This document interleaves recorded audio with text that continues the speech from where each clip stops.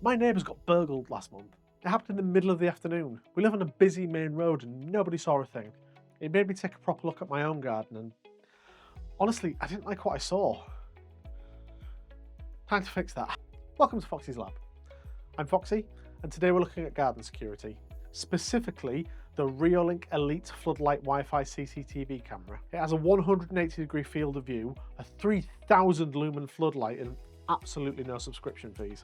Just so we're clear, they sent me this camera for free, but they've got no say over what I tell you, and they get to see this episode at the exact same time as you do. Sound good? Great. Go grab a coffee, I'll get one too, and then we'll get into it. My garden is long and narrow. Not posh Victorian terrace long and narrow, but someone sold most of the property to the council in the 50s, and now I've got a weird shaped garden, long and narrow. The challenge is coverage. A standard security camera has maybe 90 to 110 degree field of view. To cover my entire garden, I'd need 2 or 3 cameras. I've got 2 gates on opposite sides. My back boundary is basically open access, and my back door is nowhere near either gate.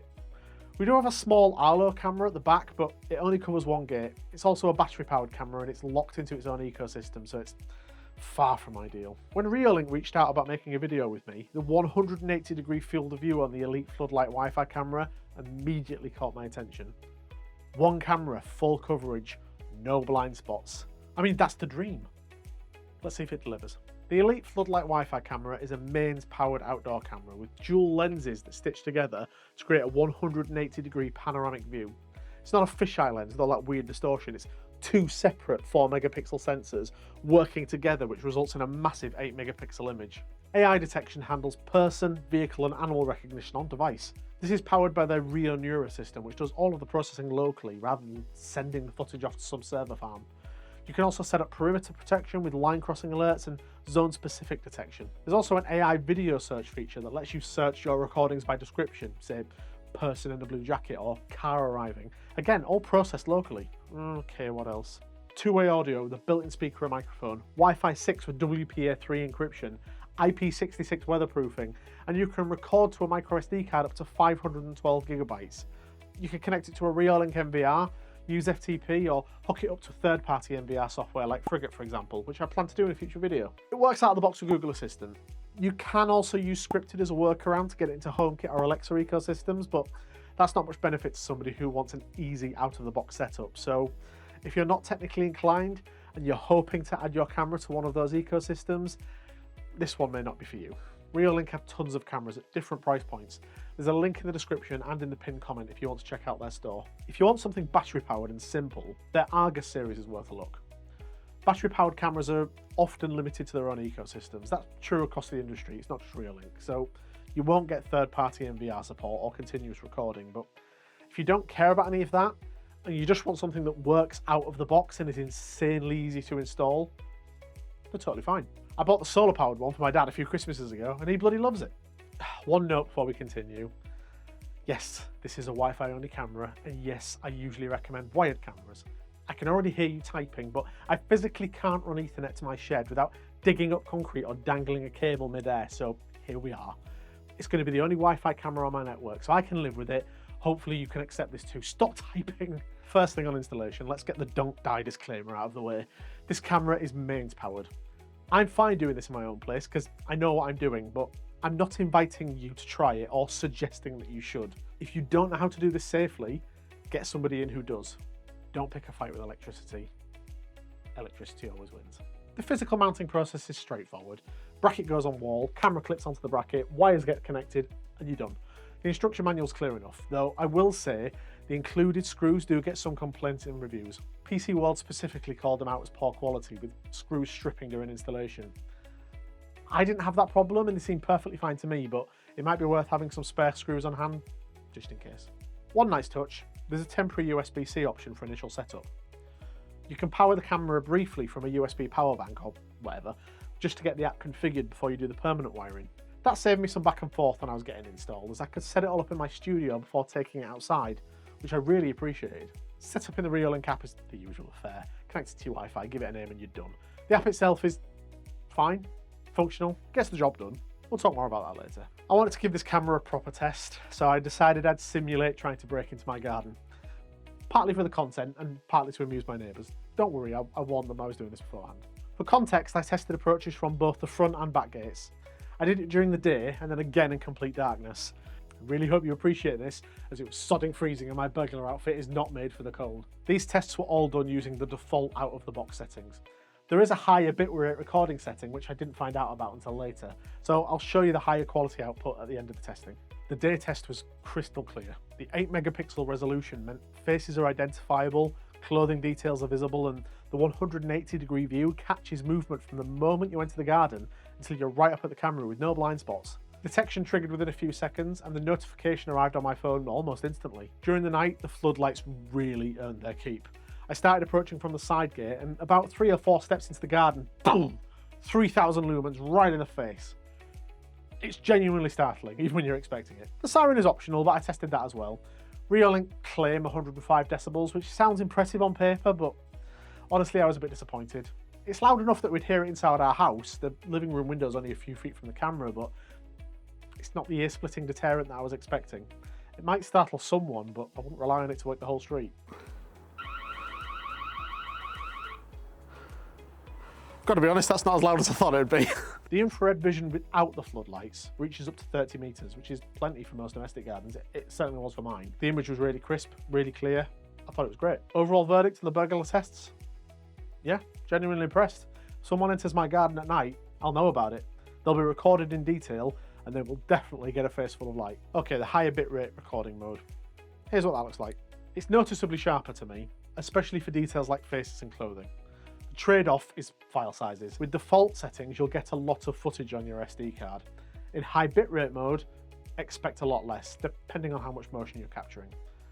It's totally worth it if you've got the storage, but it's definitely something to bear in mind. If you're enjoying this video, give me a like and hit subscribe. If that burglar test footage convinced you this camera's legit, a like helps other people find this video, and you'd be really helping the channel. If you've got questions about garden security or this camera specifically, drop them in the comments and I'll do my best to answer. If there are any topics you'd like me to cover in a future video, let me know in the comments and I'll stick it on the list. Almost everything in the Reolink app works locally without even needing an account. Live viewing, recordings, AI detection, push notifications, two-way audio, the floodlights, the siren, all of it works locally, right out of the box. No sign up required, no email harvesting. In 2026, that's genuinely refreshing. The only features that need an account are cloud backups, sharing access with other family members, and a few more advanced features like rich notifications. If you don't need those, you never need to hand over your details. Foxy from the future. Turns out some of that wasn't true. You still do need an account for some of the more advanced things, but you don't need one for sharing it with other people. You can actually just create an account without the need of an email address, and then they can use that account to log into the camera. So, even better. There's also a web interface that Reolink don't seem to shout about. Pop the camera's IP address into your browser and you get a full control panel. You'll need to enable HTTP access in the settings, but once that's done, you've got access to everything without needing your phone. And it's actually a really good interface. Now, a few things caught me out. First, audio recording is disabled by default. If you want the camera to record sound, you need to manually enable it in the settings. This is easy to miss. I'm not going to mark them down for this though, as audio recording should be an opt-in feature in my opinion. Secondly, the playback quality settings are labelled clear and fluent, which tells you nothing. Clear is full resolution, fluent is compressed. Would it kill them to just call it high quality and normal quality? Thirdly, the floodlight. By default, it triggers on any motion. That means a fox wandering past, a cat on the prowl, or, like I spotted, the steam from our boiler vent. You can change this to human detection only, which I'd recommend you do unless you want your garden to light up every time a hedgehog visits. Speaking of AI detection, I've got to be honest here, I got a lot of false positives. Quite a lot of them, actually. There's a plant in my garden that the AI kept detecting as a person. Not consistently, but often enough to be annoying. For this reason, I wouldn't recommend setting the siren to trigger automatically. You don't want 105 decibels going off at 3 AM because your camera thinks your shrubbery is a burglar. My recommendation would be to keep the siren as a manual option that you trigger yourself, or at least review the footage for a while first to see if you get the same issue. If not, you're probably fine. Let's talk about what this camera does well and where it falls short. On the positive side, that 180-degree coverage is brilliant.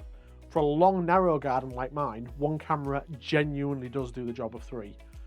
That alone justifies the price difference over cheaper alternatives. It completely solved my coverage problem. No more blind spots and no more juggling multiple cameras. The local first approach is exactly what I want from a security camera. There are no subscriptions and no monthly fees holding your features hostage. Everything runs on your network and your footage stays with you. Big props to Reolink for being champions in that area. Motion alerts are fast too. Notifications consistently arrived within about 4 to 6 seconds in my testing, sometimes less. That's genuinely quick. Much faster than battery-powered cameras, which can often take 10 seconds or even more. But those floodlights are properly powerful. 3000 lumens is no joke. This thing illuminates. On the downside, if you're in the Alexa or Apple HomeKit ecosystem and you're not up for some finagling with third-party tools, you're out of luck. Google Assistant works fine, but that's all you're going to get out of the box. Frankly, this seems like a fairly big oversight to me, as I would have thought that at least supporting devices like the Echo Show would hugely increase the appeal for their customers. Installation requires mains wiring, which can be intimidating if you don't know what you're doing. Seriously, just get a professional in or look at their power over Ethernet version if you'd rather avoid messing with mains electricity. Having said that, the PoE version is hard to find right now. Reolink told me they're currently struggling with stock for that model, so don't expect it to be available anytime soon. This specific model is Wi-Fi only. There's no PoE or Ethernet of any kind. If you're a wired or nothing purist, that might be a deal breaker. The AI detection is mixed. I had those false positives I mentioned earlier, the plant that kept being detected as a person.